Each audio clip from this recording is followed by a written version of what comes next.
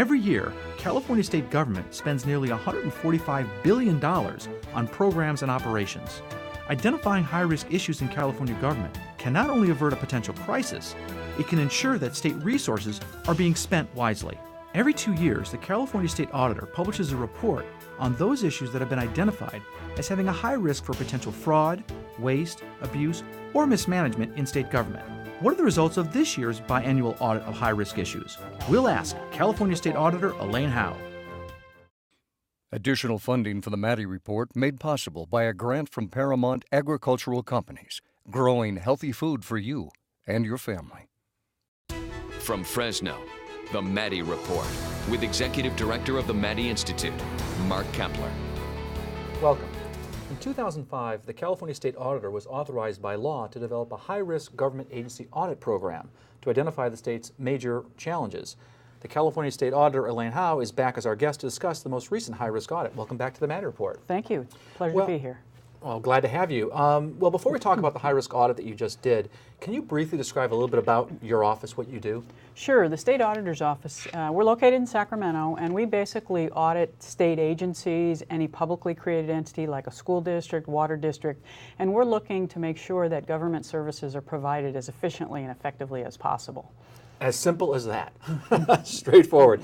Well, you know, talk about audits. We're going to be talking about this high-risk audit that you did, but the word audit, you know, a lot of people hear that word and they get a little scared. So for the non-accountants in our audience, what is an audit? Sure. There's different types of audits that our office does. Clearly, we do the typical audit that people think of where you're looking at finances and the books of state agencies. But a huge area that we look at in our office, huge function that we have, is conducting what we call performance audits. And those are audits looking at government programs to see how well those programs are being carried out by, again, a state agency or a public entity, something like that. So we're really looking to see how effective a particular program is. That's a huge portion of the work that my office does. It's almost like the legislative function of oversight, all right? I mean, you're looking at, here's the law, is it working? Right, we do. We absolutely do. When we start an audit, the first thing we look for is what is this program supposed to be accomplishing? What's the mission of the program? What are the laws and regulations that apply to that particular program? And then how well are those being carried out? And in some circumstances, we may say these laws don't make sense and they need to be modified so this program can become more efficient. So who chooses what or who is going to be audited? And does the governor and the legislature have any role to play in this? The legislature plays a significant role. We actually have a joint legislative audit committee in the legislature, 7 senators, 7 assembly members, and the performance audit work primarily comes to us through the audit committee. So a member of the legislature, and in fact the governor in some circumstances, can ask the audit committee to approve an audit request that they submit and ask my office to do an analysis of a particular program. Does it ever work in reverse where you go maybe to that committee and say, gee, we ought to audit this? Well, we certainly have made suggestions in the past under our high-risk program, which I know we're going to talk a little bit about.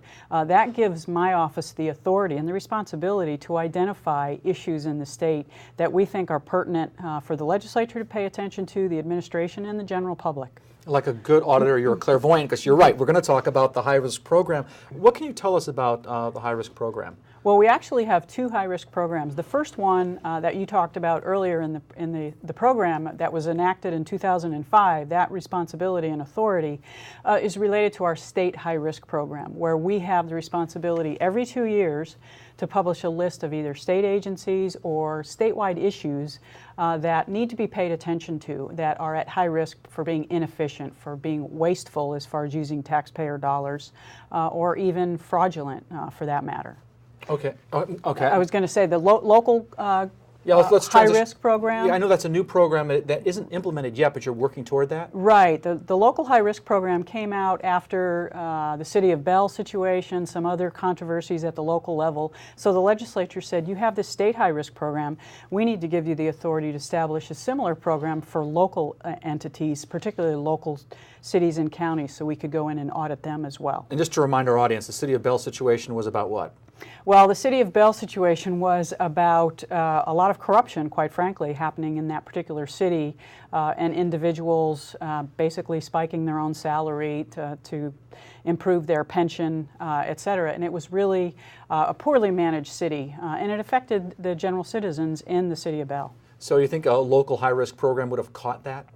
Well, I think a local high-risk program would allow us to at least look for red flags to perhaps identify. I can't guarantee that we would have identified it, but I think certainly having a high-risk program is going to have, you know, the spotlight shining on particular entities at the local level that may be at risk for a situation like that. Okay, well, when we come back, we'll discuss the state auditor's most recent report on high-risk issues facing the state. That conversation in a moment. This is the Maddy Report.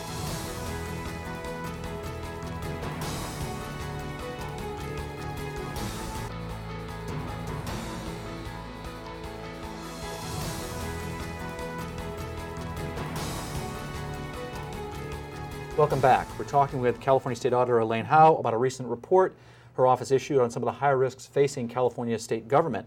One of those issues is realignment. So first, can you summarize the whole realignment issue?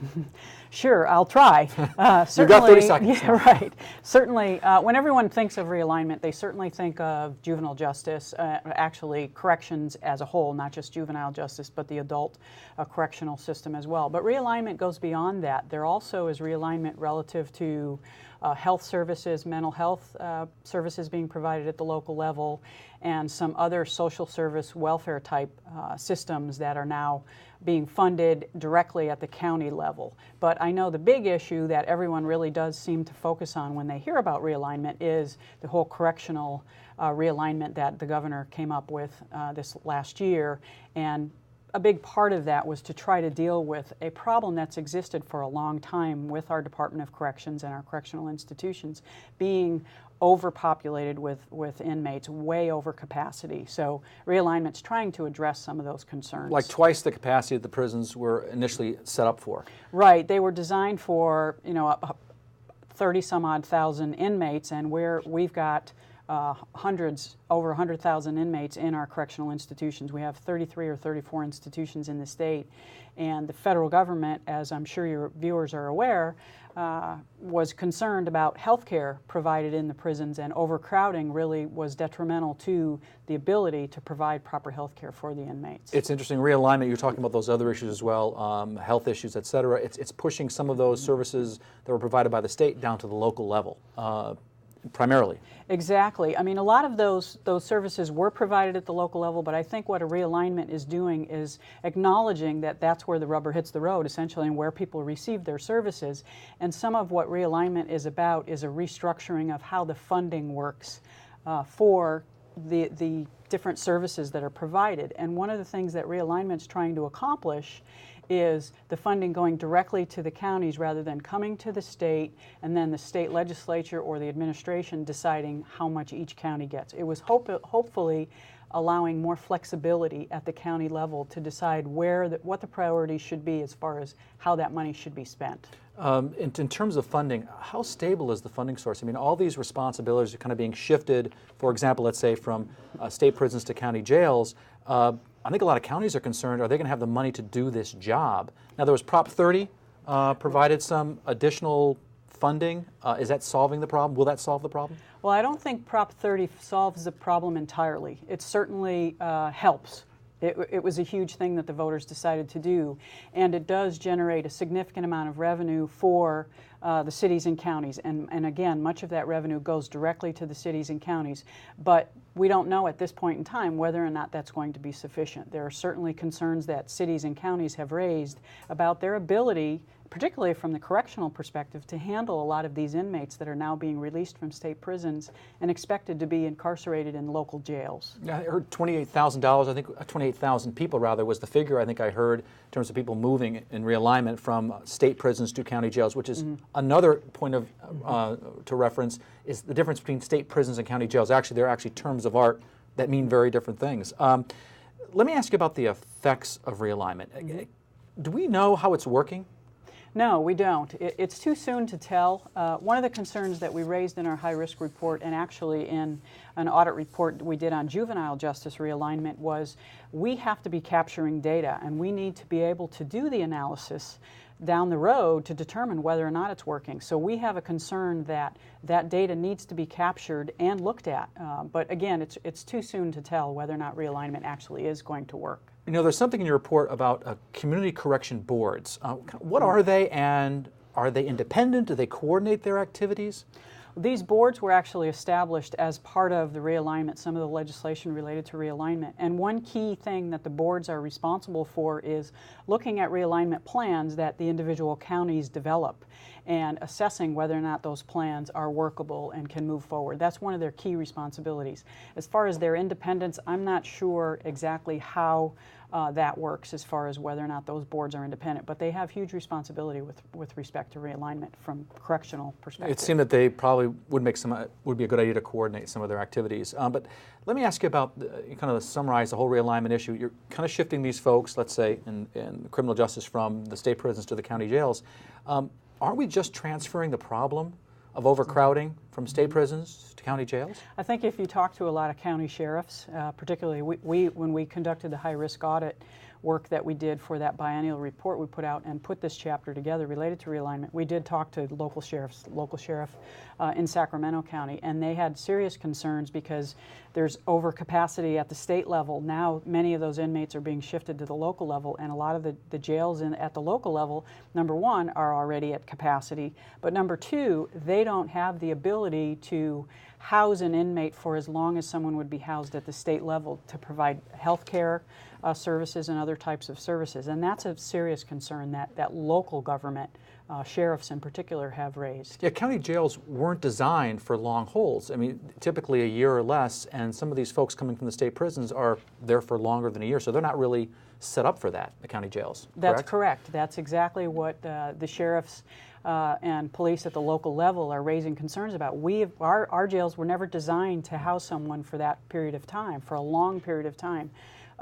So that's an issue, and in some cases the counties are having to release those individuals out into the community. Okay, when we come back, we're going to talk about a related high-risk area, overcrowding in California state prisons. That conversation in a moment. This is the Maddy Report.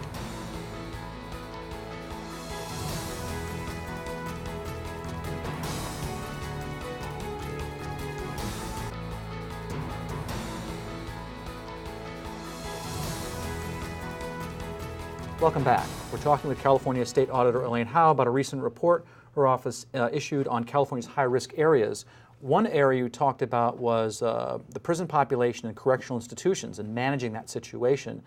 You've been highlighting this issue as far back as 2006, so this is not a new thing for you to be looking at. You note in your report that there's some progress that's been made, but problems still exist. For example, the state still holds more inmates in its prisons than they were designed to accommodate. How close is the state in fixing that prison overcrowding issue? As you said, the state really has made progress, but we are still a long ways away. We're still not meeting the expectations that the federal court has put out. There's certain benchmarks that the state was supposed to meet. We met the first two as far as dropping that population They were close down. on even on the third, but they didn't make it. Exactly. They were close on the third, and now the state was given an extension to the end of the year to try to achieve that benchmark that the feds have put out, the federal court. But we're still struggling with that, and realignment was part of it, but certainly there are other options that the state needs to consider. One thing that we looked at in an audit report we issued a few years ago when we were looking at health care for certain inmates, we found the older population, inmates 60 years or older, who in many cases were so incapacitated they were not necessarily a threat to society. Consider whether or not the state should be releasing those individuals from the institutions, because the health care cost for those particular inmates was significant. I had read a recent report where they talked about the average inmate health care cost is something like $900, but an older inmate, the cost is like $8,500, like 10 times as much. So quite expensive for the older inmates. You know, the federal court said to the state, give us some ideas on how to fix this problem. So the state came up with 17 recommendations, but they said, but we can only implement 2, and that would be new construction and these fire camps, implementing fire camps. Are these 2 solutions going to solve the problem? Not necessarily, and I think the state would acknowledge that. The prison camps will certainly help. I mean, that's a certain number of inmates, but it's in the low thousands of inmates who are participating in the fire camps. And then new construction, of course, is contingent upon whether the state has funding to do that. And again, I think the state would agree, the administration and the legislature would agree, you can't build your way out of this problem. We have to be more creative than that. So I don't think those two solutions alone will solve the problem. You know, we were talking earlier about health care for prisoners. And the state inspector general issued a report saying that initially they're at a 72% rating, which was low adherence to standards. They weren't meeting standards. Now, most recently, they've done a report saying, hey, they're at 87% of standards, which is above standards. Problem solved?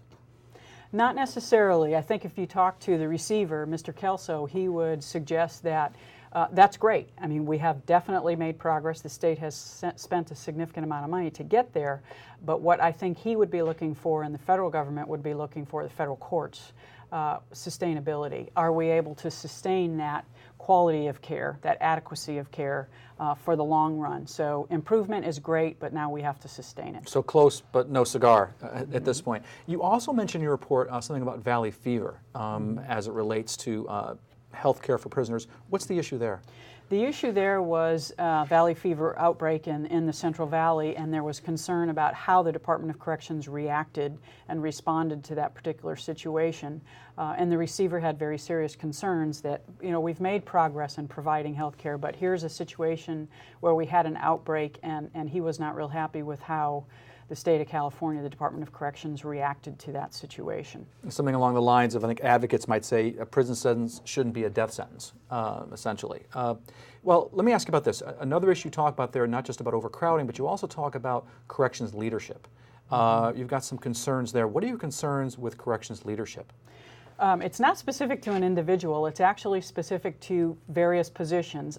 Tone at the top is one thing, but there's been quite a bit of turnover over the last several years, not only at the headquarters, the Department of Corrections, but the wardens themselves out at the individual institutions.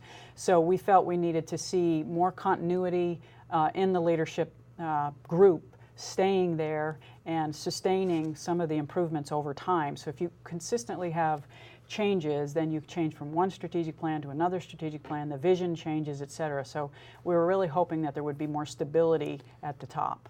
You also talked about succession planning as an issue, so they're not planning for the next person in line to take over. Exactly, that was the other issue that we tied into, because you can't expect everyone to stay forever. So you've got to have some kind of planning set in place so that when you hand it down to the next generation of leaders in your organization, you have the succession plan that you've implemented and they're ready to step into those roles and continue to carry the vision that you as the leader of the organization had in the first place. Okay, well, thanks a lot on that issue. We're going to go talk about some other issues that are high risk to the state according to the state auditor in a moment. This is the Maddy Report.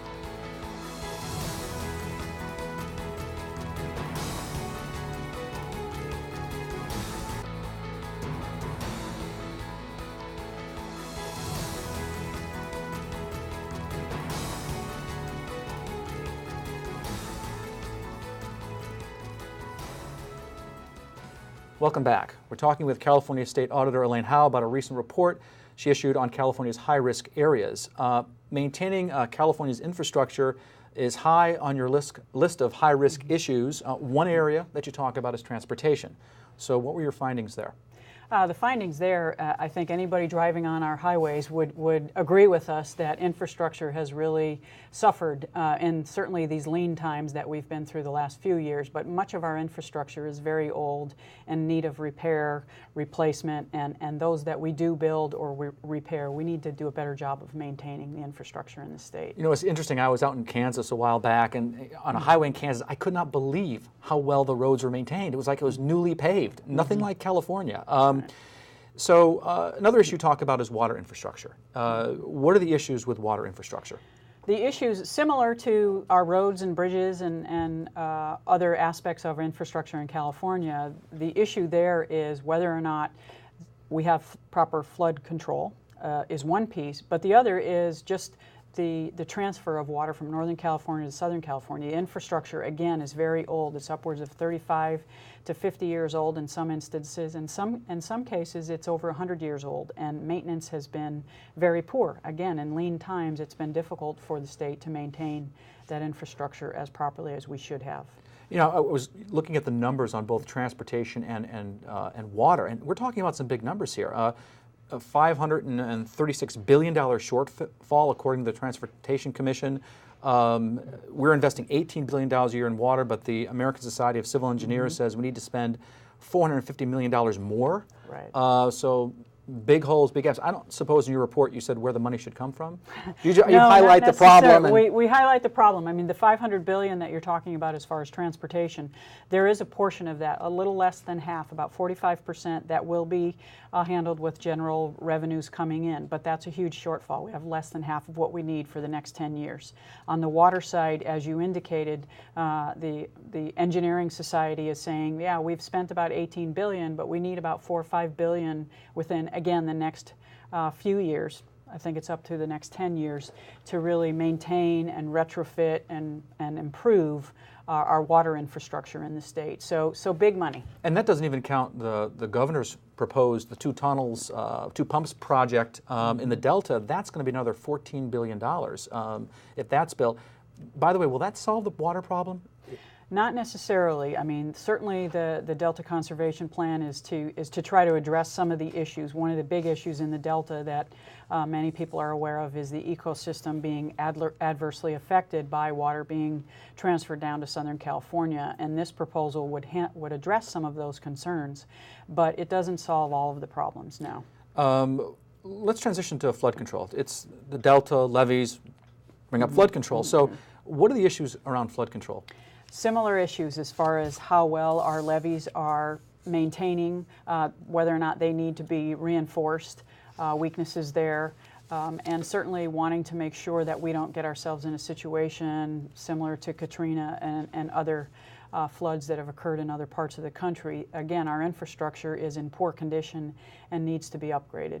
It'd be catastrophic if those levees broke because of an earthquake. That would be very problematic for a lot of Californians. I think 25 million people get their water out of the Delta, so that would have a big effect. So in 2005, some money was set aside, about $5 billion in general obligation bonds for flood prevention.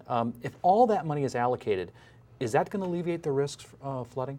Not necessarily. Again, that's a significant amount of money that has been set aside, but there's also other estimates that we need another $4 to $5 billion to shore up the levees and to strengthen our flood protection programs in the state. So that's not quite enough. I mean, again, it's a step in the right direction, but it's such a huge issue for our state, and as you said, it can be devastating if we have major flooding in our state. Well, let me talk about another issue regarding infrastructure, and that is electricity. You say that's a high-risk area. Why? Well, back in 2001, 2000 and 2001, when we had the energy crisis, there was significant concern about whether or not we were generating enough energy in the state of California. But another issue that we identified when we looked at the situation back in those years was how much energy we import from other states, certainly from the Pacific Northwest. We're reliant on imported power from that area, hydropower primarily. And even though the state has done a much better job of developing more infrastructure, we have more capacity within our state, we still are dependent upon imported electricity, imported power. So that's why we felt it needed to be on the high-risk list. In addition, the goals to try to achieve renewable energy 33% by 2020. Right. It's pretty ambitious. Right. And I think we are, I mean, based on Public Policy Institute and other analyses that have been done that we've looked at, we're on pace to meet that. But again, it's dependent upon if we run into a situation where we have a drought and we have to continue to import energy, we may not necessarily meet those goals because we're not going to be able to build the renewable energy plants that we need to build. So the governor's supposed to submit a 5-year plan on infrastructure to the legislature every year. Has that been done? And if not, is it going to start being done? The last infrastructure plan that was published was in 2008. So so the answer is no. We've hit the 5-year window. But when we talked to the administration, they had essentially put it on hold because honestly we didn't have any funding anyway. But they are revisiting, developing a new infrastructure plan so that we can move forward in trying to address some of the concerns our state is facing. Great. Well, I want to thank State Auditor Elaine Howle for joining us. If you want to stay current with state and local politics, you can sign up for our award-winning and free e-newsletter, The Maddy Daily, by logging on to our website at maddyinstitute.org. And now, another perspective. Politicians sometimes, well, quite often as a matter of fact, do things that sound good and feel good, but really don't mean much. The legislature did that a few years ago when it passed a law requiring that the state auditor's office, an outfit that usually looks into very specific things on how people are spending money, the state auditor's office should identify so-called high-risk areas of state government, areas and lay out what those risks are. That sounds good, but it really doesn't mean anything. First of all, politicians should be smart enough to know what those risky areas are. And secondly, the data that's coming out of the auditor's office is basically stating the obvious, what everybody should know or anyway. For example, a recent report on the public education system said that the governor's new program to put more money into schools with lots of poor and English learner students to raise their achievement scores is high risk. Well, yes, we know it's high risk. Nobody knows whether it's going to work or not, and a lot of people think it won't. But why do we need to have a report that says that? Politicians ought to be smart enough to know what's risky and what's not risky. They shouldn't need somebody to tell them that.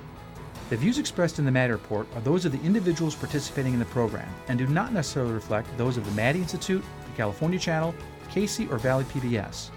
If you'd like to share your thoughts about the points and opinions shared in the Maddy Report, visit our website at valleypbs.org/Maddy. This is Mark Keppler for the Maddy Report. Thanks for joining us.